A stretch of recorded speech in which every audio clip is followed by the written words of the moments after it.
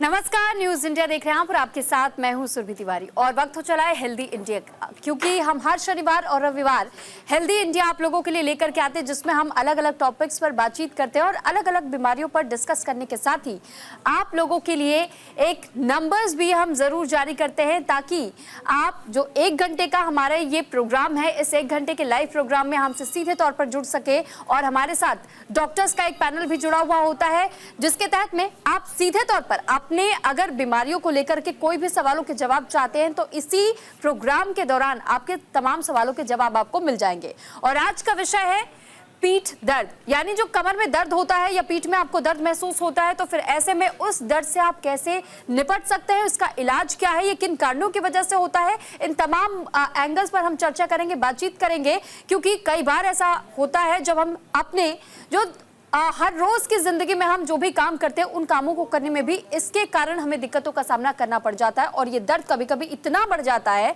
कि आप कई बार कहीं ऐसा ना हो जाए कि आपको बेड रिडन होना पड़े, यानी आपको बिस्तर ना छोड़ना पड़े, ऐसी सिचुएशन ना आने पाए, आपको डॉक्टर ये ना कह दे कि आप घर पर ही रहिए, आप बाहर नहीं जा सकते, भारी भरकम वजन नहीं उठा सकते। तो ऐसी बहुत सी तमाम परेशानियां हैं जो कि आप इन परेशानियों के तहत घिर जाते हैं। और इसी को लेकर के एक रिपोर्ट हमने तैयार की, पहले रिपोर्ट देखिए फिर डॉक्टर से रूबरू करवाएंगे।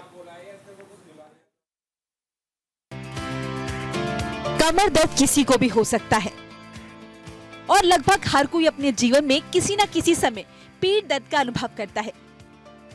कमर दर्द की कई वजह हो सकती है, जैसे पीठ दर्द उन लोगों में ज्यादा आम है जिनके खाने पीने में पोषण की कमी है या विटामिन डी की कमी से जूझ रहे हैं। इसके अलावा जो लोग बिल्कुल भी शारीरिक व्यायाम नहीं करते, उनमें कमर दर्द आम है। कैलोरी और वसा से भरपूर आहार और निष्क्रिय जीवन शैली की वजह से मोटापा हो सकता है, इससे पीठ पर दबाव पड़ सकता है। इसके अलावा लैपटॉप या कंप्यूटर के आगे एक ही मुद्रा में घंटों बैठना भी आपके लिए खतरनाक है। बढ़ती उम्र के साथ ये समस्या और गंभीर हो सकती है, खास करके 45 साल की उम्र के बाद। पीठ दर्द के मामले में भी हम आनुवांशिकता फैक्टर को खारिज नहीं कर सकते। अगर आपके माता पिता में से किसी को ये समस्या गंभीर स्तर पर रही है, तो हो सकता है आप भी इसके शिकार हो जाएं। पीठ दर्द कई तरह के होते हैं। डॉक्टर और शोधकर्ताओं के मुताबिक कुछ दर्द अचानक होते हैं और कुछ दिनों से कई दिन तक रहते हैं, जबकि कुछ दर्द थोड़ा आराम करने पर ठीक हो जाते हैं। इस बीच कई दफा महिलाओं में देखा जाता है कि हर महीने आने वाले पीरियड्स के दौरान भी पीठ दर्द रहता है। पीठ दर्द एक खास जगह पर होने वाले स्थानीय दर्द से लेकर पूरी पीठ में फैलने वाले सामान्य दर्द तक हो सकता है। कभी कभी दर्द पीठ से दूर आपके शरीर के दूसरे हिस्सों, जैसे कि कमर के नीचे, पैर या पेट तक फैल जाता है। इस ओर सही समय पर ध्यान न दिया जाए तो ये गंभीर हो सकता है। Bureau report, news India.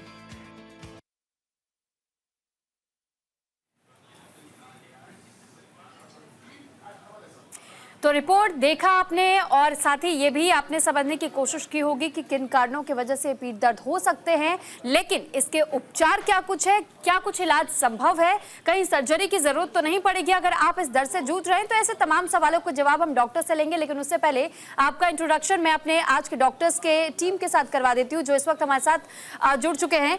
तो सबसे पहले देखिए, डॉक्टर राजेश प्रसाद गुप्ता जी हमारे साथ, ऑर्थोपेडिक्स, जॉइंट रिप्लेसमेंट, ऑर्थोस्कोपी और स्पोर्ट्स मेडिसिन में। सर बहुत स्वागत आपका न्यूज इंडिया पर। डॉक्टर जुझार सिंह हमारे साथ जुड़े हैं, सीनियर कंसल्टेंट है ऑर्थोपेडिक। सर आपका भी बहुत स्वागत है। डॉक्टर आर के बेनीवाल जी, ऑर्थोपेडिक से आप Mahavir medical college and Safdarjung hospital से, सर बहुत स्वागत है आपका भी। और डॉक्टर प्रियांक गुप्ता जी हमारे साथ जुड़े हुए हैं इस वक्त स्टूडियो से, सीनियर कंसल्टेंट है आप, orthopaedic and joint replacement surgeon भी।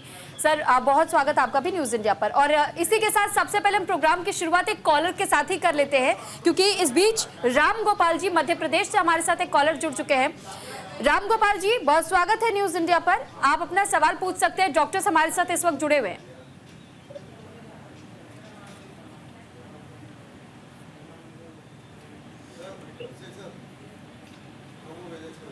राम गोपाल जी, क्या मेरी आवाज आपको मिल रही है? हेलो, हमारा सवाल है कि मेरे को स्लिप डिस्क है L4S1 और ये ठंड के टाइम बहुत ज्यादा मतलब स्लिप डिस्क से परेशानी होती है। ठीक है, आप बने रहिएगा कॉल पर। डॉक्टर राजेश जी, सबसे पहले सवाल का जवाब। आपका एज कितना है? हेलो, आपका एज कितना है बताइए तो- आप? मेरा 55।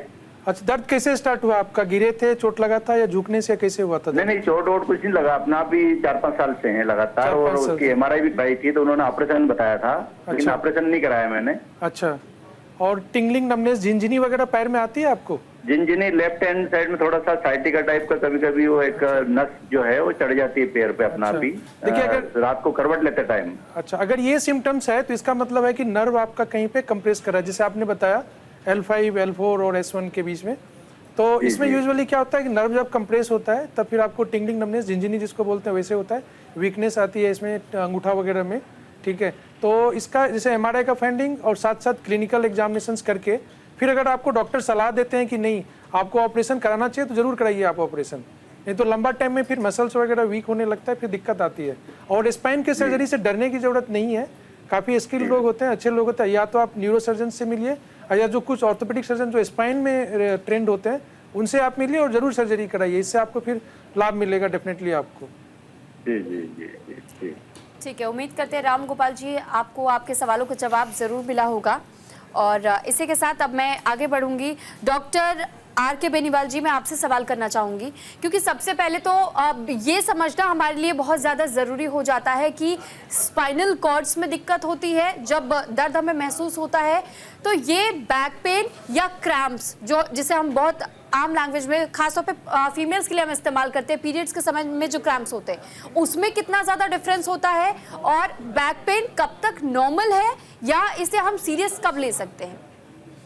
बैक पेन जो है सबसे ज़्यादातर सामान्यतया पोस्चरल बैड पोस्चर से होता है, जिसमें मसल्स हैं वो फटीग पोजीशन में आ जाती हैं। जैसे पोस्चर सही नहीं, आगे झुक के काम करना है, या फिर दूसरा रीज़न ये है कि ओबेसिटी हो जाती है, वेट बढ़ जाता है। तो उसमें क्या है कि वेट बढ़ने से जो स्पाइनल कॉलम है उसको मसल सपोर्ट नहीं करती, आगे और पीछे की दोनों मसल्स कमज़ोर हो जाती है। तो आगे जैसे मान लो अगर ओबेसिटी है, मोटापा है, तो आगे पेट निकल जाता है और कमर अंदर धंस जाती है। तो वो जो नॉर्मल जो बायोमैकेनिक्स है स्पाइन की मसल्स की, वो गड़बड़ हो जाती है, इस वजह से कमर में दर्द होता है। तो हमें मसल्स को स्ट्रॉन्ग बनाना चाहिए और मसल्स को डेली एक्सरसाइज करेंगे, पोस्चर सही रखेंगे तो सामान्य जो पोस्चरल बैक पेन ठीक हो जाता है।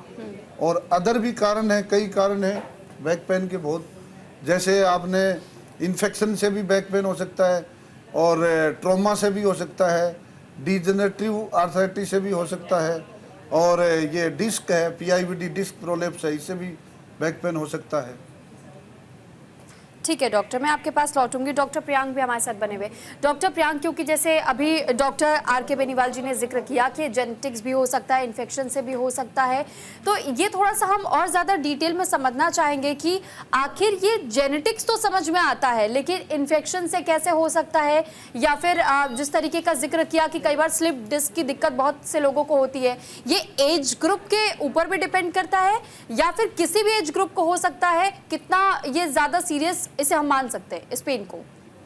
देखिए मैम, एज ग्रुप पे ये डिपेंड करता है जी। बच्चों में बहुत ही नेग्लिजिबल देखा जाता है, और जैसे जैसे लोग बढ़ते जाते हैं, करीब 20 साल से जब अपना 25 साल के आसपास जॉब शुरू करते हैं, उसके बाद में आजकल डेस्क जॉब ज़्यादा चल रहे हैं, तो पोस्चर इश्यूज़ की वजह से, लॉन्ग सिटिंग आवर्स की वजह से, सनलाइट एक्सपोजर कम होने की वजह से, विटामिन डी डेफिशिएंसी उसकी वजह से होती है, इन सब चीज़ों की वजह से ये चीज़ें ज़्यादा देखी जाती हैं मेनली 20 से कह सकता हूँ 40 साल की एज ग्रुप में। धीरे धीरे 40 के बाद में क्या होता है, जैसे धीरे धीरे हमारी बॉडी का डिजनरेशन होने लगता है, मतलब उम्र के साथ के जो थोड़े बहुत वियर एंड टीयर होते हैं बॉडी में वो होने लगते हैं, और उसकी वजह से भी लोग थोड़ा पेन फील करने लगते हैं। वहाँ पर हमको कहीं ना कहीं मांसपेशियों को, जैसे मेरे सीनियर कलीग्स ने बताया, मांसपेशियों को मजबूत करना चाहिए जिससे कि हमारी कमर की हड्डियों पर, गद्दियों पर उसका लोड कम आए। दूसरा, जैसे योग करते हैं, बिल्कुल बहुत अच्छा है, योग करते रहना चाहिए, पर समय के साथ में ये भी समझना है, जिम एक्सरसाइज हो गई तो आप भारी वेट उठा रहे हैं, डेड लिफ्ट कर रहे हैं, या फिर आप आगे झुक के वजन उठा रहे हैं, और अगर आप उसके साथ प्रिकॉशंस नहीं ले रहे हैं कि बेल्ट बांधना, बाकी चीज़ें करना, ऑब्वियसली आपके लोअर स्पाइन पर लोड ज़्यादा आने से स्लिप डिस्क जैसी शिकायतें हो सकती हैं। ठीक है डॉक्टर, आपके पास लौट रही हूँ क्योंकि हमारे साथ इस बीच 2 कॉलर्स जुड़ चुके हैं। सबसे पहले मैं गुलशन जी का रुख करूंगी। गुलशन जी हमारे साथ एक कॉलर है दिल्ली से। सर बहुत स्वागत है आपका न्यूज़ इंडिया पर, आप अपना सवाल पूछ सकते हैं।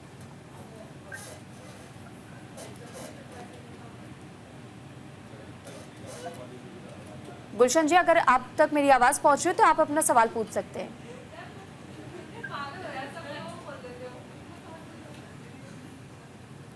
ठीक है, हमारा संपर्क फिलहाल गुलशन जी से नहीं हो रहा है। आप दोबारा संपर्क हमें करने की कोशिश कीजिएगा। तब तक मैं दूसरे कॉलर की ओर बढ़ती हूँ। ओपी चड्ढा जी इस वक्त हमारे साथ जुड़े हुए हैं दिल्ली से। ओपी जी बहुत स्वागत है आपका न्यूज़ इंडिया पर, आप अपना सवाल पूछ सकते हैं। पहले कमर में दर्द रहता था जी, तो मैं दर्द में भी एक्सरसाइज वगैरह करता था और डंबल वगैरह करता हूँ अभी भी। तो आधा घंटा पौना घंटा करीबन मैं एक्सरसाइज डेली करता हूँ और अनुलोम विलोम भी करता हूँ, तो उससे मुझे कुछ रिलीफ मिलता है पहले से।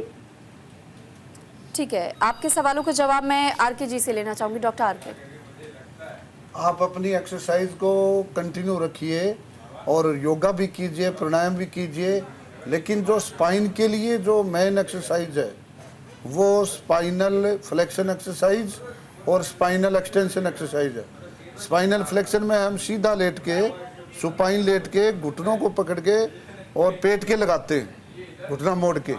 पहले एक पैर लगाया, फिर दूसरा लगाया, फिर दोनों साथ लगाते हैं। और स्पाइनल एक्सटेंशन में हम प्रोन पोजीशन में लेटते हैं, उल्टा लेट के, और पहले एक पैर उठाते हैं, फिर दूसरा पैर, फिर दोनों पैर, फिर चेस्ट और गर्दन उठाते हैं, और फिर दोनों पैर और चेस्ट गर्दन उठाते हैं। तो उस पोजीशन में हम एकदम टाइट करके रखते हैं, सिर्फ हमारा पेट का हिस्सा टिका रहेगा। तो एक्सरसाइज ही कमर दर्द का मेन इलाज है, और मोटापा होने मत दें, ओबेसिटी नहीं होने दें। दूसरा, आप संतुलित आहार लें। कमर दर्द के इलाज के लिए ये भी बहुत ज़रूरी है कि आप 3 चीज़ें इंपॉर्टेंट हैं। एक तो बैलेंस डाइट, संतुलित आहार, जिसमें प्रोटीन, फैट और कार्बोहाइड्रेट और मिनरल्स और विटामिन्स सारे हो, जिसमें ग्रीन लीफी वेजिटेबल है, फ्रेश सीजनल फ्रूट्स है, और जो भी आप खाना लें वो न्यूट्रिटिव खाना लें। दूसरा, आप एक्टिविटी और एक्सरसाइज ज़रूर करें। वॉकिंग भी कर सकते हो, वॉकिंग बेस्ड एक्सरसाइज है, स्विमिंग बेस्ड एक्सरसाइज है। स्विमिंग से आपके जो वेट है, आगे का पीछे का सारा पेट का वेट कम हो जाएगा, उससे मसल स्ट्रॉन्ग रहेगी और आगे कमर दर्द रिपीट नहीं होगा फिर। तो उम्मीद करते हैं ओपी जी आपको आपके सवालों का जवाब जरूर मिल गया होगा। इस बीच एक और कॉलर हमारे साथ विमल जुड़ चुके हैं दिल्ली से। विमल जी बहुत स्वागत है आपका न्यूज़ इंडिया पर, आप अपना सवाल पूछ सकते हैं। जी नमस्कार। जी विमल जी नमस्कार, आप अपना सवाल पूछिए। मेरा है कि मैं फौज से रिटायर्ड हूँ, मेरे बाएं साइड में कमर से नीचे लेग तक दर्द करता है जी पूरा। जी ठीक है, आप कॉल पर बने रहिएगा। हमारे साथ डॉक्टर प्रियंक जुड़े हुए लगातार, तो डॉक्टर प्रियंक आपके सवालों का जवाब देंगे। डॉक्टर सर, जैसा कि आपने बताया आप फौज से रिटायर्ड हैं, मतलब आपका एज अराउंड 55 से आसपास ही होगा। तो फौज में काफ़ी हैवी ड्यूटीज़ रहती हैं, काफ़ी वजनीला, आपका धमक वाली एक्टिविटीज़ बहुत रहती हैं, जंपिंग, रनिंग। तो इन सब चीज़ों से थोड़ा कमर पर लोड आने से, जो मैं बात कर रहा था, उम्र के साथ के बदलाव होते हैं। जैसा कि आपकी शिकायत है कि एक पैर में आपको ज़्यादा तकलीफ आती है, तो इसका मतलब है कहीं ना कहीं हो सकता है कि गद्दी जो डिस्क वाली हम बात कर रहे थे वो कहीं पे सरक के और उल्टे साइड की नसों में दबाव डाल रही हो। तो आप अपने आसपास के जो भी हड्डी रोग विशेषज्ञ हैं उनसे मिलकर अगर ज़रूरत पड़ती है तो MRI और ये कराकर आगे का डिसीजन ट्रीटमेंट प्लान कर सकते हैं। वो तो हमने किया है कई जगह, जी। लेकिन वो कुछ दिन तक रिलैक्स होता है, इसके बाद फिर स्टार्टअप में जाता जी है वो। हाँ, आपका कहना सही है। अब होता क्या है, अगर गद्दी सिग्निफिकेंटली नसों पर दबाव नहीं डाल रही है तो सर्जरी एज सच कोई रिकमेंड करता नहीं है, पर अगर सिग्निफिकेंटली दबाव डालती है तो सर्जरी इलाज है। थोड़ी देर का आराम इसलिए मिलता है क्योंकि कुछ दवाइयाँ लेते हैं, सूजन चारों तरफ की थोड़ी कम हो जाती है। मैं गुड़गांव में डॉक्टर सुब्रतो सक्सेना ऑर्थोपेडिक से जी। मैं कई बार चेक करवाया, हेल्थ चेकअप वगैरह भी, लेकिन ये रिलैक्स कुछ दिनों के लिए होता है, फिर स्टार्ट हो जाता है। कुछ दिनों का आराम, दवाइयाँ और उनकी मदद से जो आपको मिलता है, मुझे लगता है कि आपके लिए 2 ऑप्शंस हैं। एक ऑप्शन तो है अगर सिग्निफिकेंटली नस पर दबाव है तो नियर बाई डॉक्टर से ओपिनियन लेके सर्जरी की रिक्वायरमेंट है तो आप करा सकते हैं, नहीं तो रेगुलर एक्सरसाइजेस आपके लोड को कम करेगी, गद्दी का दबाव को, नसों पर दबाव जो पड़ रहा है उसको कम करेगी। और लाइफ स्टाइल मॉडिफिकेशन, कई बार आप नोटिस करेंगे कि आप सुबह ब्रश कर रहे हैं और आपको दर्द अचानक से उठ गया, अचानक। हाँ ठीक है, तो ये सब चीजों में नहाते समय भी अचानक आ जाता है। तो आप ये नोटिस करेंगे जब आप ज्यादा झुककर काम कर रहे होंगे तो दर्द अचानक उठेगा। तो थोड़ा सा लाइफ स्टाइल मॉडिफिकेशन, मतलब बहुत सिंपल तरीके हैं, सर्जरी जरूरी नहीं है सभी लोग कराएं, पर regular exercise, life style modification, थोड़े बहुत विटामिन सप्लीमेंट्स और जरूरत पड़ने पर mild anti inflammatory like paracetamol और समथिंग लेकर भी काम अच्छे से चल सकता है जी। इसके लिए डाइट वगैरह तो हम सब कुछ प्रोटीन लेते हैं, विटामिन डी वगैरह भी भरपूर लेता हूँ जी, लेकिन फिर भी बड़ा कई जगह चेकअप किया, लेकिन ये रिलैक्स कुछ दिनों के लिए होता है, फिर परेशान हो जाते हैं हम। देखिए आप बिल्कुल सही कह रहे हैं, कुछ दिनों के लिए होता है तो उसका परमानेंट सॉल्यूशन तो नियर बाय डॉक्टर से आप, क्या है कि यहाँ पे ना मेरे पास आपके MRI इमेजेस हैं ना वो चीज़ें हैं, लेकिन ये बात बिल्कुल सही है कि आप लाइफ स्टाइल थोड़ा मॉडिफाई करेंगे। आप नहाते होंगे अगर नीचे ज़मीन पे बैठ के तो थोड़ा स्टूल हाइट लेके नहाएं। आप सरप्राइज हो जाता है इस तरफ से, एक तरफ वन साइड, वन साइड, वही बोल रहा हूँ ना कि वन साइड ही दबाव ज़्यादा होगा, तो कुछ मेडिकेशंस इस तरीके की रहती हैं जिनसे वो कंट्रोल भी किया जा सकता है। तो वो चीज़ तो मुझे लगता है आप नियर बाय डॉक्टर से ही कंसल्ट करते हुए उसे फॉलो करें रेगुलरली। पर आपके लिए मुझे दिनचर्या अपना थोड़ा रूटीन रेगुलरली लाइफस्टाइल जो मॉडिफिकेशन की बात कर रहा हूँ और एक्सरसाइजेस की जो मैं बात कर रहा हूँ, उससे आपका पेन रिकर बहुत जल्दी नहीं करेगा और आपको ज़्यादा समय तक आराम महसूस होगा। चलिए ठीक है विमल जी, बहुत धन्यवाद आपका हमारे साथ जुड़ने के लिए। और इस बीच एक और कॉलर दोबारा से हमारे साथ गुलशन जी जुड़ चुके हैं। गुलशन जी, बहुत स्वागत है आपका न्यूज इंडिया पर। आपको अगर मेरी आवाज मिल रही हो तो आप अपना सवाल पूछ सकते हैं। हाँ डॉक्टर नमस्कार।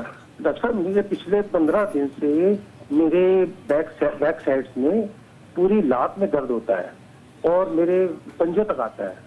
मैं सवेरे वॉक पे जाता हूँ और तब मुझे कोई प्रॉब्लम नहीं होती वॉक करने में। मैं कंटिन्यू कम से कम 1 घंटा मैं वॉक वगैरह एक्सरसाइज वॉक वगैरह करता हूँ, नॉर्मल वॉक करता हूँ। मेरी एज 60 है और उसके बाद जो घर पे आता हूँ रात को सोते टाइम मेरे को पेन स्टार्ट होता है। फिर मैं उसको मालिश, तिल्ली के तेल की मालिश करवाता हूँ, देन उनके बाद मुझे मेरे रिलीफ मिल जाता है। लेकिन मॉर्निंग में उठते टाइम फिर वो पेन स्टार्ट हो जाता है। मतलब वॉक करके आता हूँ उसका, और आज कल मैं भी नहीं गया, आज भी नहीं गया, तो मुझे रिलीफ, मुझे कोई दर्द नहीं हो रहा है। ठीक है, आप कॉल पे बने रहिएगा। डॉक्टर जुझार सिंह जी भी हमारे साथ जुड़े हुए हैं, सीनियर कंसल्टेंट है ऑर्थोपेडिक्स में भी। और डॉक्टर जुझार, अब मैं आपसे ही इस सवाल का जवाब चाहूंगी। हाँ जी गुलशन जी, मैंने आपकी प्रॉब्लम सुनी है एंड जो जैसे आपकी बात जैसे आपने बोली है कि चलने में आपको दिक्कत महसूस नहीं होती, तो नॉर्मली जो है हम मोटिवेट करते हैं पेशेंट्स को कि जितना चल सकते हैं आप उतना चलिए। बैक पेन का उल्टा जो है, लोगों को ये लगता है कि बैक पेन हमारा ज्यादा होगा अगर हम ज्यादा वॉक करेंगे या ज्यादा एक्टिविटी करेंगे, जबकि ये उल्टा है। इनफैक्ट जितना घुटनों का पेन या जितना बैक का पेन है, it is very much better कि वो काफी इंप्रूव होता है जब हम अपनी फिजिकल एक्टिविटी करते हैं। इनफैक्ट साथ ही साथ 60 की एज आपने अपनी बताई है, तो 60 ईयर्स की एज में कभी कभी साथ साथ एसोसिएटेड चीजें भी बहुत होती हैं, जैसे ऑस्टियोपोरोसिस, कमर का वीक हो जाना, हड्डियों का कमजोर हो जाना। तो जो हड्डियों की कमजोरी होती है कमर दर्द के का एक बहुत बड़ा कारण होती है इस उम्र में। साथ ही साथ जैसे आपने बताया कि रात सोते वक्त दर्द होता है, सुबह उठते हैं तो जकड़न सी महसूस होती है। तो ये जो आपका जो इनफैक्ट जो स्लीपिंग पोस्चर है उस पर भी एक बहुत इंपॉर्टेंट चीज है जो कि हमको ध्यान देना चाहिए। आजकल जो बहुत फ्लफी गद्दे होते हैं, बहुत ही ज्यादा आरामदायक या तब जाने वाले गद्दे होते हैं, वो हमारे लिए एसेंशियली स्पाइन के लिए बहुत अच्छे नहीं रहते। तो इसके लिए हम लोग अपने जस्ट लाइफ की दिनचर्या में एक चीज बदल सकते हैं, जिसमें कि हम अपने गद्दों को मेमोरी फोम वाला गद्दा टाइप का यूज कर सकते हैं, जो कि हमारी एक तरीके से स्पाइन की शेप ले लेता है। साथ ही साथ एक्सरसाइजेस आपके लिए बहुत जरूरी रहेगी। अगेन एक एक्सरे करवाना कोई मुझे लगता है कि बहुत अच्छी चीज रहेगी आपके लिए, जिससे कि फर्दर हम कारण जान सकते हैं इस जकड़न का या कमर के दर्द का। तो मल्टीपल चीजें आपकी उम्र में हमको देखनी पड़ेंगी 60 ईयर्स की एज में। Osteoporosis, vitamin deficiencies, posture, sleeping, the sleeping bed, तो ये चीजें बहुत सारी जरूरी हैं। और एक चीज मैं और जानना चाहूंगा कि आपको जो दर्द है सिर्फ कमर में ही रहता है या पैरों तक भी जाता है? नहीं, घुटनों में और पैरों में भी होता है। हाँ जी, तो वो जो दर्द है वो कभी कभी कमर का दर्द नीचे घुटनों या पैरों में भी प्रेजेंट कर सकता है। तो एक्स का मतलब ये नहीं है कि वो प्राइमरी दर्द आपके घुटनों से आ रहा है, वो हो सकता है कि वो कमर का ही जो दर्द है वो नीचे रेडिकुलोपैथी की तरह रेडिएट करके कमर के नीचे आ रहा हो। तो ऐसे कंडीशंस में पहले आप कमर के ही इलाज करवाना पड़ेगा। और अगर मान लीजिए कि आप डॉक्टर को दिखाएं और अगर वो कहते हैं कि एक्सरे पे घुटने में भी कोई दिक्कत है तो उसका इलाज फर्दर किया जा सकता है, क्योंकि इस उम्र में मल्टीपल चीजें होती हैं, एक चीज दूसरी चीज को कभी कभी मिमिक भी करती है, तो वो चीजें रूल आउट करना बहुत जरूरी है।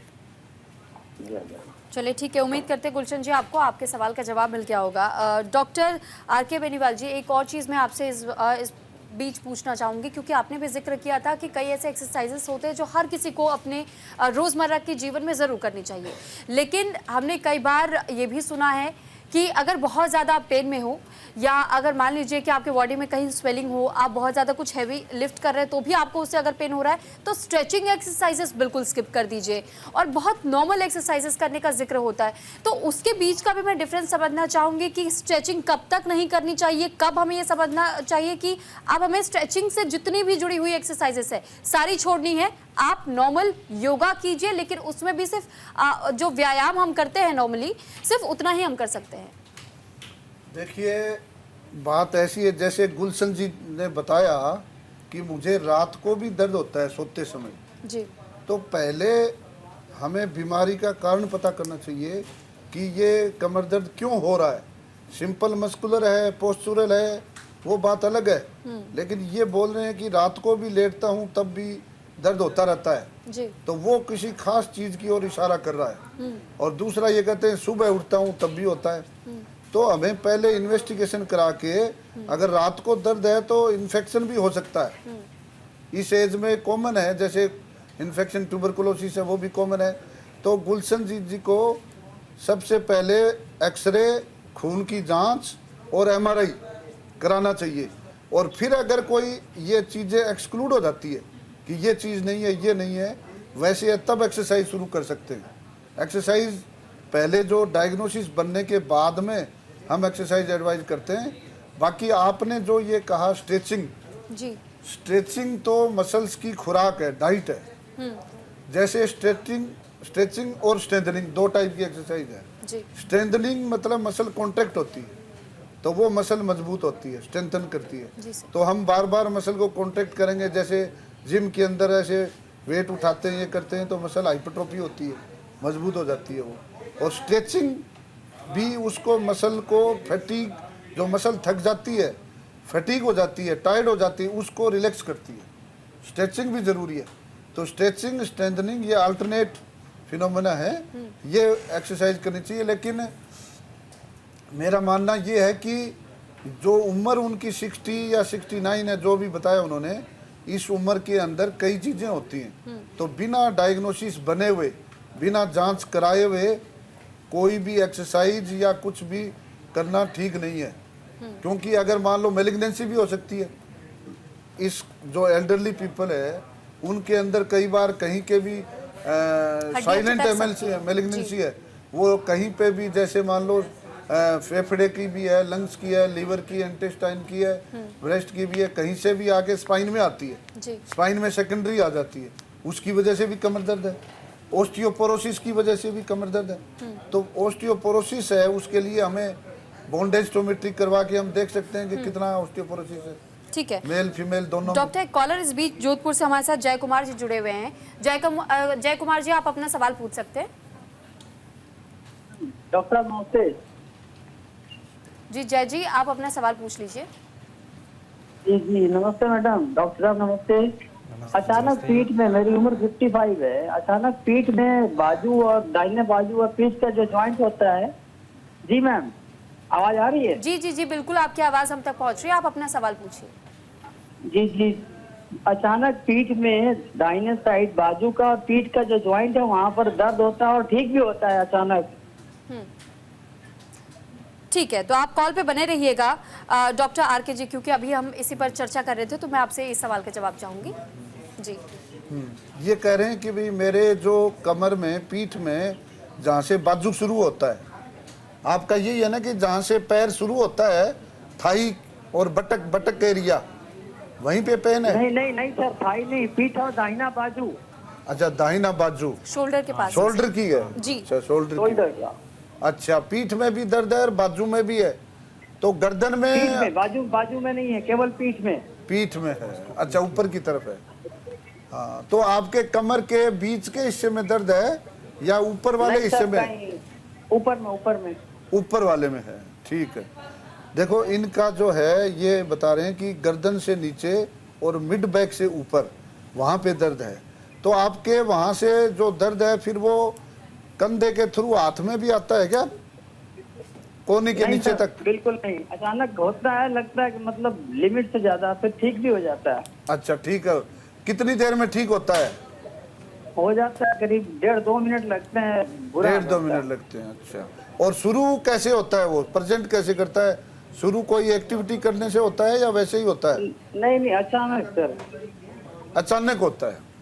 हाँ। तो इसमें आपको इसका चेकअप कराना चाहिए, इसका आपको एक्सरे करवा के, ब्लड की जांच करवा के, क्योंकि इसमें कई बार मल्टीपल टेंडर पॉइंट होते हैं, कई बार पेन सिग्निफिकेंट भी है, कई बार नॉन सिग्निफिकेंट भी है, कई बार जैसे लंग्स हैं, फेफड़े हैं, उनकी जो झिल्लियाँ हैं, प्लूरा, उसमें भी सोजन होता है, तो वो प्लूराइटिस होती है, प्लूरोडाइनिया होता है, वो आपको जो लंग्स का पेन है, झिल्ली का, वो भी पीछे की तरफ महसूस होगा। तो इसलिए जांच कराना जरूरी है।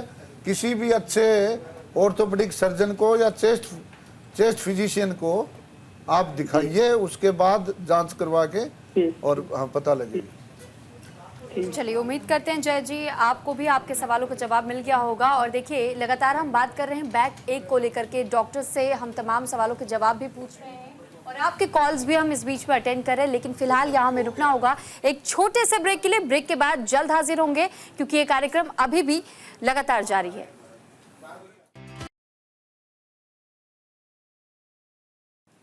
ब्रेक के बाद एक बार फिर आपका स्वागत है। तो आज हम बात कर रहे हैं बैक एक यानी कि कमर दर्द और पीठ में अगर आपको दिक्कत या तकलीफ महसूस होती है, बहुत ज़्यादा पेन महसूस होता है, तो आपको कब डॉक्टर के पास जाना चाहिए, क्या कुछ आप इसका इलाज करवा सकते हैं और कैसे इसका एग्जामिनेशन होता है, इसको लेकर हम डॉक्टर से भी चर्चा कर रहे हैं। साथ ही साथ आपके कॉल्स भी हम अटेंड कर रहे हैं। तो देखिए, 4 बजे तक ये प्रोग्राम इस वक्त लाइव है। आप हमारे साथ इस प्रोग्राम में जुड़ सकते हैं और अपने प्रॉब्लम्स के सॉल्यूशन डॉक्टर से बात करते हुए जान सकते हैं। तो अब हम आगे बढ़ेंगे और डॉक्टर प्रियांक जी, मैं आपके पास आऊंगी, फिर डॉक्टर राजेश का भी मैं रुक करूंगी। डॉक्टर प्रियांक, क्योंकि जब हम बैक एक का जिक्र करते हैं, तो अभी हम इस थोड़ी देर पहले डिस्कस भी कर रहे थे कि बच्चों में, बुजुर्गों में या वयस्क जो लोग हैं, जो यंग जनरेशन यूथ है, ऐसे में अगर उनमें ये बैक एक की समस्या होती है तो किन किन कारणों की वजह से हो सकती है, ये प्रॉब्लमेटिक कैसे हो जाती है, हमें समझ कैसे आएगा? देखिए, अब बच्चों में अगर हम देखें तो बच्चों में कुछ कारण देखे जा सकते हैं। जैसे एक होता है काइफोस्कोलियोसिस, मतलब बचपन से ही उनकी हड्डियों में थोड़ा टेढ़ापन आना, उसकी वजह से जो मसल डिसबैलेंसेस होते हैं उनके मूवमेंट्स में, उसकी वजह से उनको पेन हो सकता है।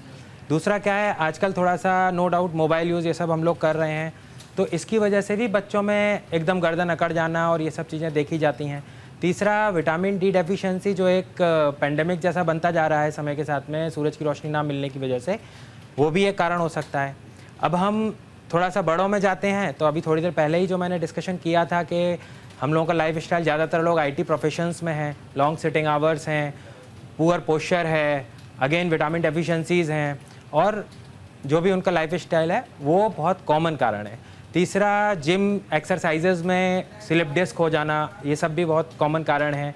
जैसा अभी सीनियर कलीग्स ने डिस्कस किया कि इन्फेक्शन होना, क्योंकि टीबी बहुत पेंडेमिक है हमारे यहाँ। टीबी बहुत कॉमनली हम लोग सोचते हैं अगर पेशेंट कुछ आता है बहुत स्पेसिफिक कंप्लेंट्स के साथ में, तो ट्यूबरक्लोसिस भी बैक पेन का एक बहुत बड़ा रीज़न होता है, बोन टीबी। और बुजुर्गों में, जैसा कि अभी कंटिन्यूसली कॉल हमको अगर आप नोटिस करेंगे 55, 60 यही एज ग्रुप के आ रहे हैं, और उनका कहना भी यही है कि डॉक्टर साहब आराम मिलता है फिर नहीं मिलता है। तो वहाँ पर ना डिजेनरेटिव चेंजेस बहुत बड़ा कारण बन जाते हैं। समय के साथ जैसे बाल सफ़ेद होते हैं, ऐसे ही शरीर में बहुत बदलाव आते हैं। तो कमर की हड्डियों में भी बदलाव आते हैं, जो गद्दियाँ हैं वो हार्ड हो जाती हैं, डिजेनरेट हो जाती हैं। तो जब हम कंटिन्यूसली लोड लेते हैं, फटीग पेन होते हैं, तो वो डिजेनरेटिव भी पेन होते हैं। तो इस तरीके से उम्र के साथ ये ज़्यादा कॉमन संभावनाएं हैं। बाकी जो मेरे कलीग्स बच्चों में क्या है कि कमर का दर्द यूजुअली होता ही नहीं जी।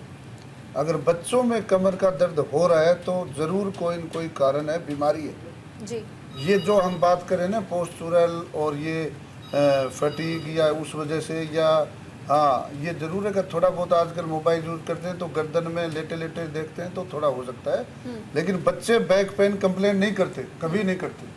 अगर बच्चे बैक पेन कंप्लेंट कर रहे हैं तो ये ग्रीन रेड साइन है, उसमें कुछ न कुछ जरूर बीमारी है।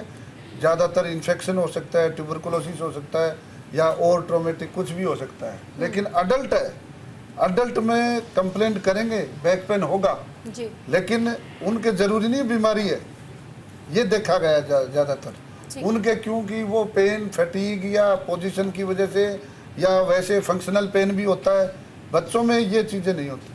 ठीक है डॉक्टर। इस बीच एक कॉलर नीलम हमारे साथ दिल्ली से जुड़ चुके हैं। नीलम जी बहुत स्वागत है आपका न्यूज़ इंडिया पर, आप अपना सवाल पूछिए। डॉक्टर साहब मेरी उम्र 53 है और मैं जॉब करती हूँ, बट मेरा सिटिंग जॉब है, लेकिन मेरे बैक में और मेरे घुटनों में बहुत ज़्यादा दर्द रहता है और उसमें से कड़ाके की कुछ कट कट की आवाज़ें भी आती हैं। ठीक है, आप कॉल पर बने रहिएगा। डॉक्टर राजेश, मैं आपसे सवाल का जवाब। अच्छा, आपको कमर में दर्द है और घुटना दोनों में दर्द है? यस डॉक्टर साहब, और घुटनों से ना मतलब कड़ाके की आवाज भी आती है, कट कट की। आपने एज अपना 53 बताया तो अच्छा, कमर का दर्द जो है वो झिंझिनी वगैरह होना, टिंगलिंग नमनेस जिसको बोलते हैं, वो पैर तक जाता है आपका? नहीं, पैर तक तो नहीं जाता। तो देखिए इसमें दो चीज है, एक तो कमर का खुद का प्रॉब्लम हो सकता है और दूसरा घुटना का भी प्रॉब्लम होगा। जैसे खासकर घुटना में बोल रहे हैं कट की आवाज आती है आपको, तो एज के साथ घुटना में चेंजेस होता है, ठीक है, तो उसके वजह से आपको दर्द हो सकता है घुटना में। तो उसके लिए फिर एक पहले एक्सरे निकालना होता है घुटना का, और फिर उसको हम ग्रेड करते हैं किस ग्रेड में है, और उसके ऊपर फिर ट्रीटमेंट डिपेंड करता है।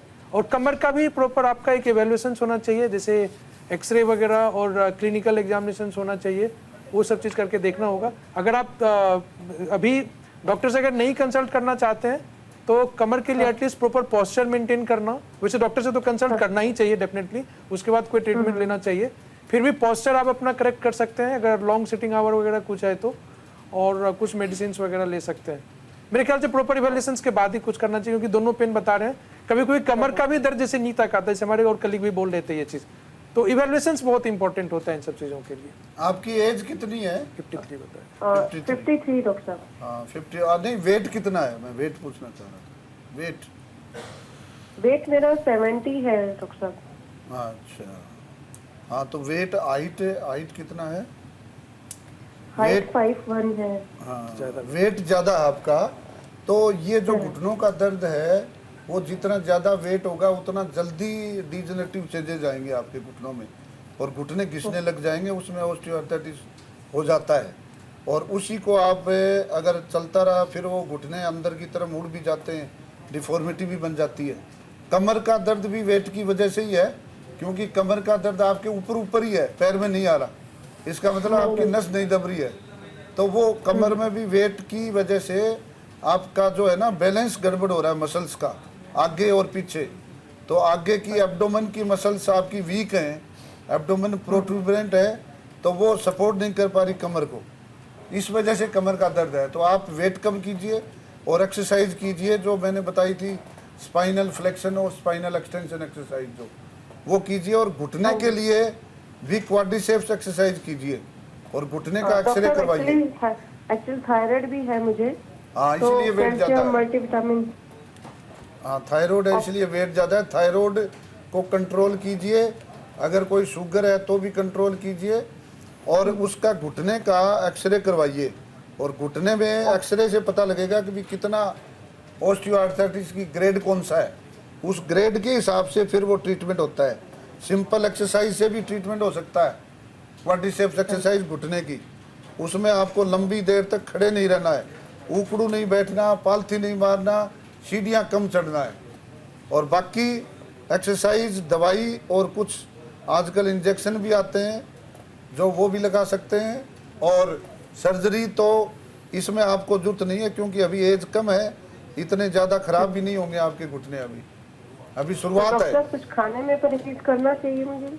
हाँ खाने में परहेज करना चाहिए ना। वजन कम करने के लिए आपको जो कार्बोहाइड्रेट है जितना भी है, जो रिफाइंड ऑयल और जो कार्बोहाइड्रेट वगैरह, मिठाई वगैरह, चावल, मैदे की चीज़, और जितनी भी ये ब्रेड वगैरह जो है ना कुक्स, ये बिस्किट वगैरह सब बंद कर दो आप। सिंपल, और चपाती भी कम खाओ, और चपाती भी खाते हो तो सिंपल ये जौ की, मक्का की, चने की रोटी खाओ। अच्छा, ठीक है डॉक्टर। ठीक है, चलिए बहुत धन्यवाद नीलम जी हमारे साथ जुड़ने के लिए। और इस बीच एक और कॉलर रायबरेली से रेनू जी हमारे साथ जुड़ चुकी है। रेनू जी, बहुत स्वागत है आपका न्यूज़ इंडिया पर, आप अपना सवाल पूछ सकती हैं। नमस्ते मैम। नमस्ते सर जी नमस्ते सर। मेरा एक सवाल है, मैं 52 साल की उम्र है मेरी। हेलो जी जी रेनू जी, आवाज़ मिल रही है आपकी। हाँ जी, तो मेरे ना बैक पेन में बहुत दर्द होता है। मैं फिजियोथेरेपी कराती हूँ तो मेरा बैक पेन ठीक हो जाता है, और नहीं फिर वही 10-15 दिन ठीक होने के बाद फिर वही कंटिन्यू रहता है, बहुत ज़्यादा, बहुत ही ज़्यादा। ठीक है रेनू जी, आपके सवाल का जवाब डॉक्टर जुझार सिंह जी से हम ले लेते हैं। डॉक्टर जुझार, आप सवाल का जवाब देना चाहेंगे? हाँ जी, रेनू जी, जैसे आपने बताया कि आप फिजियोथेरेपी करवाते हैं तो आपका जो कमर का दर्द बेहतर हो जाता है और फिर कुछ दिनों के बाद दोबारा आ जाता है। तो आई एम श्योर, मुझे लगता है कि आपने जब डॉक्टर साहब को किसी को दिखाया होगा तो उन्होंने एक एक्सरे या कुछ MRI तो जरूर करवाया होगा इस चीज़ का, तभी आप फिजियोथेरेपी करवा रहे होंगे। तो MRI में क्या कुछ आया था, अगर आप बता पाएं, अगर आपको कुछ आइडिया है उसके बारे में? जी, MRI तब कराए थे, सर बोले MRI में तो ऐसा कुछ नहीं है, लेकिन दोबारा फिर 1 साल के करीब एक्सरे कराया था, तो सर बोले थे जो L5 होता है उसका कोई जेल सूख गया है आपका। अच्छा जी, हाँ जी, तो ये जो है वो हाँ जी, बताइए। बस यही था कि वो L5 जेल सूख गया है, वो अपनी मतलब हमारी लैंग्वेज में ये बात बोल रहे थे कि अब आपको एक्सरसाइज भी करनी पड़ेगी और इसका कोई ट्रीटमेंट नहीं है। बिल्कुल बिल्कुल, तो ये मैं आपको थोड़ा सा समझा देता हूँ। देखिए क्या होता है, जो स्पाइन में बहुत सारी हड्डियां होती हैं, एक के ऊपर एक स्टैक करके होती हैं, तो उनके बीच में एक डिस्क होती है जो कि एक शॉक एब्जॉर्बर होती है, जो कि उन हड्डियों के बीच का जब भी जर्क लगता है, जैसे मान लीजिए कि आप बैठे हुए हैं कहीं, एकदम से झटका लगा गाड़ी में, या कभी आप बाइक पे बैठे हुए हैं, या कभी आप मोटरसाइकिल पे बैठे हैं, या किसी ऑटो रिक्शा पे भी बैठे हैं, तो झटका लगता है तो वो जो डिस्क होती है वो उस शॉक झेलती है। तो जब उस डिस्क जो होती है वो, उसमें करीबन 70-60% जो है पानी होता है, उसमें डिस्क में काफी मात्रा पानी की होती है। तो जब उसमें से पानी कम होता है तो हम उसको डेसिकेशन की स्टेज कहते हैं। जो डिस्क डेसिकेशन होती है फॉलोड बाय बल्ज होती है, फिर वो प्रोट्रूड करती है और फिर एक्सट्रूड करती है एंड में। ये स्टेजेस होते हैं डिस्क के, जो कि डिस्क जब बल्ज आउट करके पीछे नसों के ऊपर दबाव डालती है तो दर्द शुरू होता है। तो वो डॉक्टर साहब समझाना ये चाह रहे थे कि जो डिस्क का पानी थोड़ा कम हुआ है, जिस वजह से एक हड्डी, जो दोनों हड्डियों के बीच में गैप थोड़ा कम हो गया है, जिस वजह से डिस्क पीछे जाके नसों को दबाव डाल रही है। तो वो जो डॉक्टर ने आपको एक्सरसाइजेस के लिए बोला है, बिल्कुल सही बोला है। उसी के साथ आई एम श्योर कि आपने अपना विटामिन डी, विटामिन B12, जो कि B12 एक बहुत बड़ा कारण है आजकल जो कमी होती है लोगों में, तो vitamin D, vitamin B12, calcium, और इनफैक्ट कोई हार्मोनल प्रोफाइल लाइक डायबिटीज या थायराइड, इन सब के भी टेस्ट करवाए होंगे, क्योंकि ये सारी चीजें हम में देखनी पड़ेंगी। बिकॉज आप जो है इस एज में है, बॉर्डरलाइन एज में, जहाँ पे मीनोपॉज के अराउंड आपका स्टेज आ रहा है। तो ये जो मीनोपॉज का स्टेज है, हाँ जी जी, मेनोपॉज हो चुका है मेरा 3 साल। बिल्कुल, मैं बस इसी पे आना चाह रहा था कि जो मीनोपॉज एक प्रॉब्लम है, उसके बाद जो है एकदम से हड्डियों के ऊपर से प्रोटेक्शन कम होती है फीमेल्स में, क्योंकि जो ईस्ट्रोजन नामक हार्मोन होता है वो हमारी बॉडी से निकलना शुरू हो जाता है।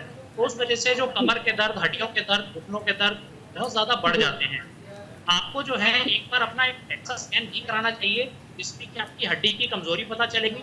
साथ ही साथ आपको अपनी कैल्शियम, विटामिन डी और न्यूट्रिएंट्स को भी ऑप्टिमाइज करना पड़ेगा। और एक बार घर पे अपनी बेसिक एक्सरसाइजेस जो है आपको शुरू करनी चाहिए, जो कि आप ऑलरेडी कर रहे हैं, बट उन फिजियोथेरेपी पे सिर्फ आप रिलाय मत करें।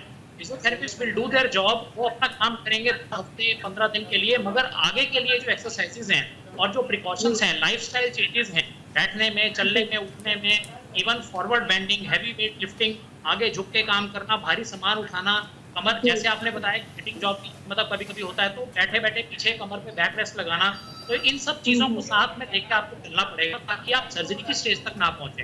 तो ये सब चीजें आप ध्यान रखनी चाहिए इसमें। हाँ जी, और घर पे एक्सरसाइज करें तो हाँ जी। सर मेरा एक सवाल हो रहा है, शाम के टाइम होते होते मेरी हड्डियों में बहुत बहुत ज्यादा दर्द होता है, ऐसा लग रहा है कुछ दिन से निकल रहा है, रात में अधिकतर शाम होते होते, तो उसके लिए सर मैं क्या करूँ? बिल्कुल, ये बिल्कुल कॉमन चीज है, क्योंकि हम पूरे दिन जो है जब अपनी बॉडी को काम में लगाते हैं, सुबह से शाम तक काम करते हैं, तो इवन इवनिंग के टाइम तक फटीग आना शुरू हो जाता है, थकावट आनी शुरू हो जाती है मसल्स में और मांसपेशियों में। तो इसके लिए आपको प्रोटीन रिच डाइट, पानी पीना, हाइड्रेशन अपना बिल्कुल ठीक रखना, मतलब ये भी बहुत जरूरी चीजें हैं।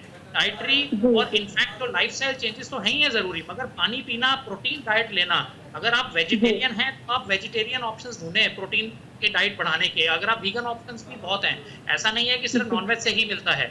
और अगर आप नॉनवेज लेती हैं तो वो भी आप बहुत अच्छा अपने बॉडी में इनकॉर्पोरेट कर सकती हैं। तो इन सब चीजों से प्रोटीन डाइट अपनी रिच करेंगे, मील स्किप नहीं करेंगे, डाइटिंग जो है कम से कम करेंगे, फ्रीक्वेंटली अपनी मील्स रखेंगे और प्रोटीन रिच डाइट लेंगे तो उनसे आपको बहुत फायदा होगा। और फिजिकल एक्टिविटी जरूर कंटिन्यू रखें। चलिए ठीक है रेणु जी, बहुत धन्यवाद, क्योंकि हमारे पास लिमिटेड टाइम है और कॉलर्स बैक टू बैक हमारे साथ जुड़ रहे हैं। इस बीच एक और कॉलर कमल हमारे साथ मुरादाबाद से जुड़ चुके हैं। कमल जी, बहुत स्वागत है आपका, आप अपना सवाल पूछ सकते हैं। मेरे जो है लेफ्ट हैंड में घुटने में जो है बहुत दर्द होता है जी। अभी करीब 20 दिन से कुछ ज्यादा ही होने लगा। मैंने एक डॉक्टर साहब को भी दिखाया था, उनसे दवाई ली तो फिर 1 हफ्ते तो मुझे आराम हुआ, फिर उसके बाद पुनः फिर इसमें दर्द होने लगा। ये जो थकना होता है घुटने का इसमें, और ज्यादा देर बैठता हूँ तो दर्द बहुत होता है। ठीक है कमल जी, आप कॉल पर बने रहिएगा। आपके सवाल का जवाब मैं डॉक्टर प्रियांक जी से लेना चाहूंगी। डॉक्टर प्रियांक, मेनली इनको हाथ में दर्द रहता है, राइट? इन्होंने घुटने में दर्द बताया सर। ओके, मैं कॉलर से एक बार कंफर्म कर लेते हैं हम। कमल जी, एक बार प्लीज इसे क्रॉस चेक करवाइएगा डॉक्टर्स को भी, और क्योंकि डॉक्टर्स भी समझना चाहते हैं कि घुटने में आपने दर्द बताया या बाजू में दर्द बताया है? घुटने में पैर के। सर घुटने में। कौन से घुटने में? दोनों घुटनों में या सीधे उल्टे? लेफ्ट में वाले। लेफ्ट में रहता है। आपकी उम्र क्या है? 60 से ऊपर है। 60 से ऊपर है। दर्द अचानक से आया है या थोड़ा बहुत रहता था पहले भी? बस 15-20 दिन से 30-35 साल से योगा करता हूँ सर। सॉरी कमल जी, आप अपनी बात को दोहराइए, आपकी आवाज हम तक नहीं पहुंची। मेरे घुटने में जो दर्द होता है, मैं 30-35 साल से योगा भी करता हूँ। हाँ, 30-35 साल से आप योगा कर रहे हैं? जी जी जी। ठीक है सर, जैसा मुझे समझ आ रहा है आप का एज 60 प्लस है, तो जो हमारा घुटना होता है उसमें ग्रीस होता है।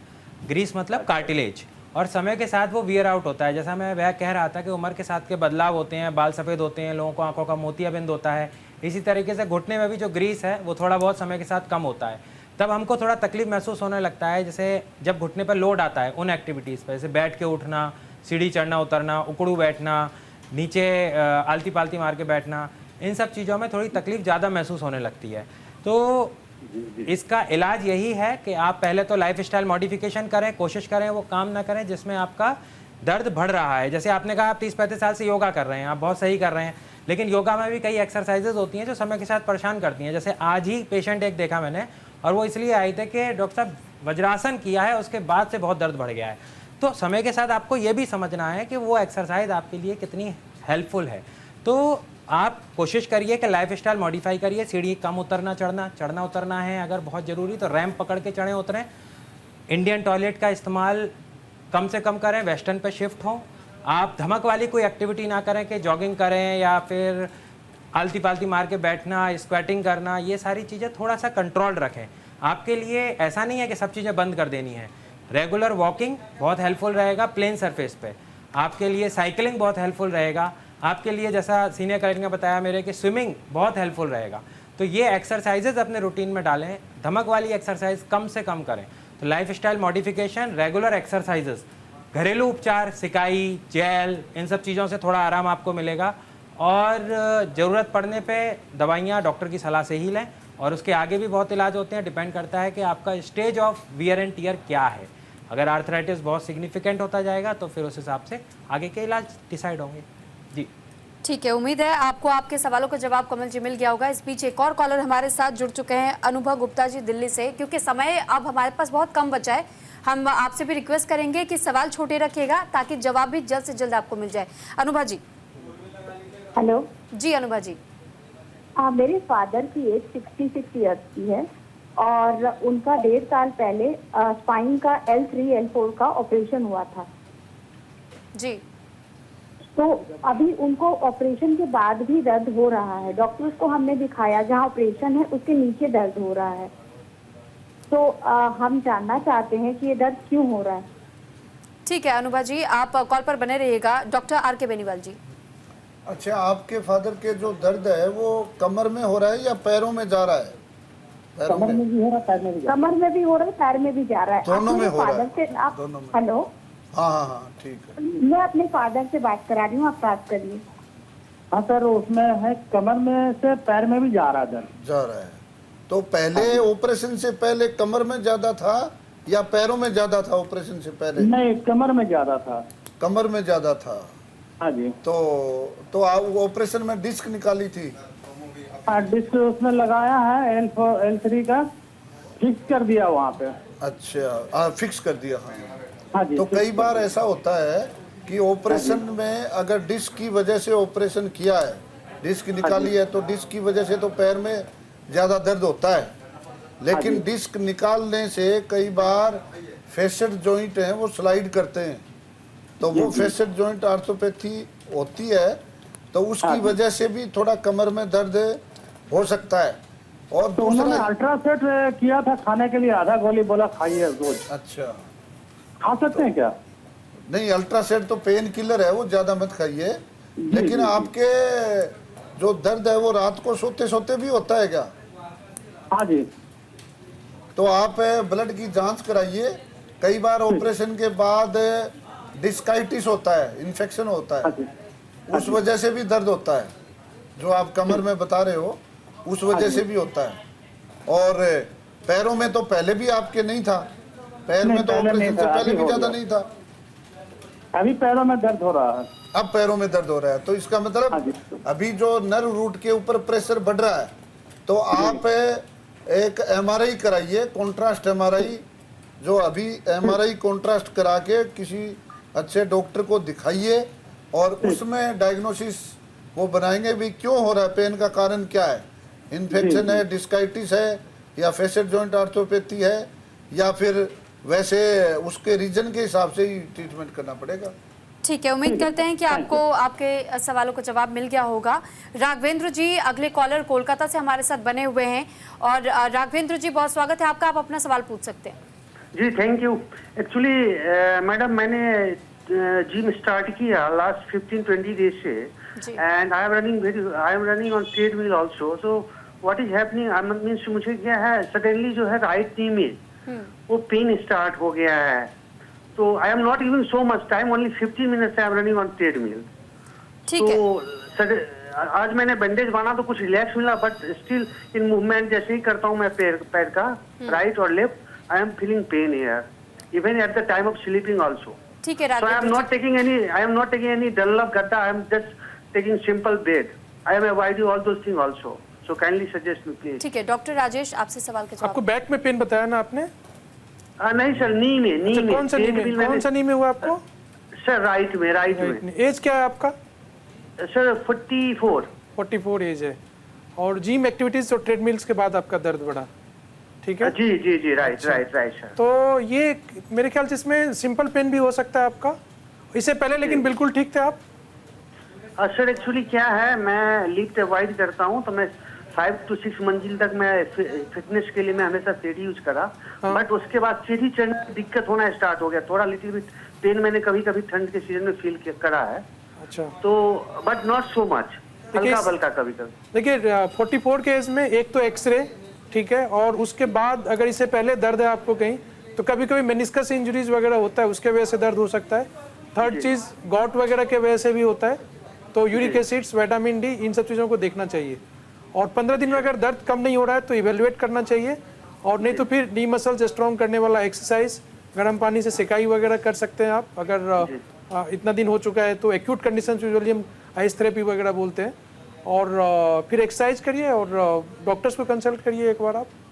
सर ये दर्द मुझे 4 से 5 दिन से स्टार्ट हुआ है, पहले नहीं होता। मतलब ये जो 10 मिनट में मैंने स्टार्ट किया, 10 डेज बिल्कुल आई वाज फिट, तो 2 weeks I was completely fit. 4-5 दिन से अगर है तो कुछ एनाल्जेसिक्स वगैरह लीजिए आप पहले। सर ये हैवी एक्सरसाइज की वजह से भी हो सकता है? हैवी एक्सरसाइज की वजह से कभी कभी मेनिस्कस इंजरीज वगैरह होता है, ट्विस्टिंग इंजरीज, उसके वजह से। लेकिन उसके वजह से घुटना में कोई सूजन तो नहीं है आपको, स्वेलिंग वगैरह? नहीं सर, नहीं सर, मूवमेंट होता है पेन का, लगता है नस का प्रॉब्लम, कभी राइट साइड पेन, कभी लेफ्ट साइड, ऐसे पेन का फीलिंग होता है मुझे। नहीं, ये कभी कभी हैवी एक्सरसाइज के बाद मेनिस्कस टेयर होता है या सिंपल मसल्स पेन भी हो सकता है। तो 4 दिन के दर्द में यूजुअली पहले जो ट्रीटमेंट होता है, अगर 4 दिन से दर्द है तो बर्फ से सिकाई करिए आप, और कुछ एनाल्जेसिक्स लीजिए आप, ठीक है, और फिर डॉक्टर, अगर ठीक नहीं होता फिर डॉक्टर, लोकल डॉक्टर से कंसल्ट करिए आप। ठीक है सर, लिटिल बिट वेस्ट में भी प्रॉब्लम आने लगी है। उम्मीद करते हैं राघवेंद्र जी आपके सवालों का जवाब आपको मिल गया होगा, क्योंकि हमारे पास समय का अभाव है और इसके लिए हम क्षमा प्रार्थी है, लेकिन आपको अगली बार हमारे साथ जुड़ना होगा शनिवार और रविवार को।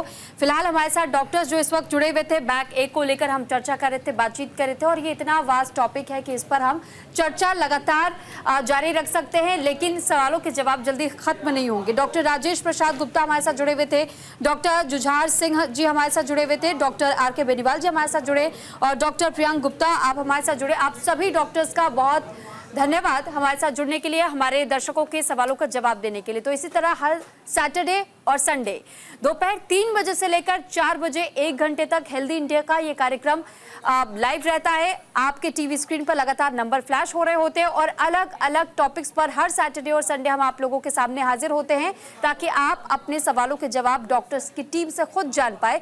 तो अब आपसे मुलाकात होगी कल दोपहर 3 बजे से लेकर 4 बजे तक का समय नोट कर लीजिए, और कल का विषय हमारा रहेगा साइनस पर हम चर्चा करेंगे। इसी के साथ आप सभी से इजाजत चाहूंगी। नमस्कार।